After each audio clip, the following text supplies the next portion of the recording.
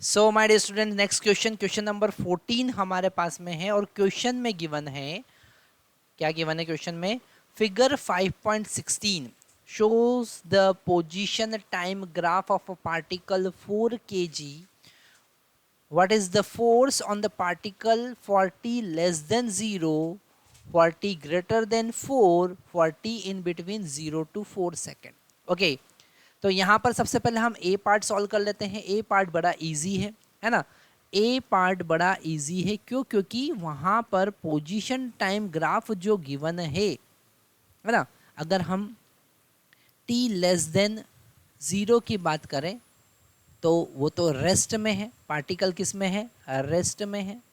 Particle किस में है? रेस्ट में है। एक्सेलरेशन क्या होगा? 0 होगा। एक्सेलरेशन 0 होगा तो फोर्स भी क्या होगा? 0 होगा। तो उसका फोर्स कितना होगा? 0 होगा। सेकंड वाला पार्ट हम बी पार्ट देखते हैं, सॉरी इसी में हम ए पार्ट में ही सेकंड केस देखते हैं। टी ग्रेटर देन 4 सेकेंड, तो यहाँ पर भी जैसा ग्राफ में दिख रहा है कि वो 0 से 4 सेकेंड तक उसका पोजीशन चेंज होता है और फिर से वापस से 3 हो जाता है, फिर से वो रेस्ट में आ जाता है। यहाँ पर फिर रेस्ट का केस है, मतलब एक्सेलरेशन फिर 0 हो जाएगा तो फोर्स फिर से 0 हो जाएगा। ओके, अगर हम in between t equal to 0 to 4 की बात करते हैं, है ना, t इक्वल टू 0 से t इक्वल टू 4 के बीच की बात करते हैं, तो यहाँ पर वेलोसिटी कितना है? वेलोसिटी है 3 और टाइम लगा 4, मतलब कि 0.75 मीटर पर सेकेंड, और ये कांस्टेंट वेलोसिटी है। कैसी है? कांस्टेंट वेलोसिटी, है ना?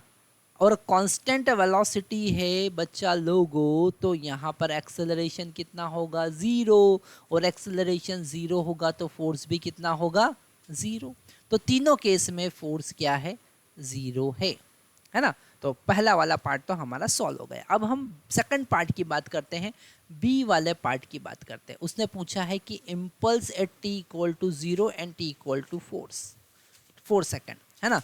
तो यहाँ पर हम t इक्वल टू 0 पर इम्पल्स फाइंड करेंगे, मतलब कि पहले उसका इनिशियल मोमेंटम फाइंड करेंगे, है ना? मतलब कि मास इनटू इनिशियल वेलोसिटी। पर t इक्वल टू 0 के पहले तो वो रेस्ट में था, है ना? यहाँ पर वो कैसा है? रेस्ट में है। तो यहाँ पर इनिशियल मोमेंटम कितना होगा? 0। अगर हम फाइनल मोमेंटम की बात करें, फाइनल मोमेंटम की बात करें तो यहाँ पर हम m इंटू वी लेंगे, और v हम पहले ही कैलकुलेट कर चुके हैं।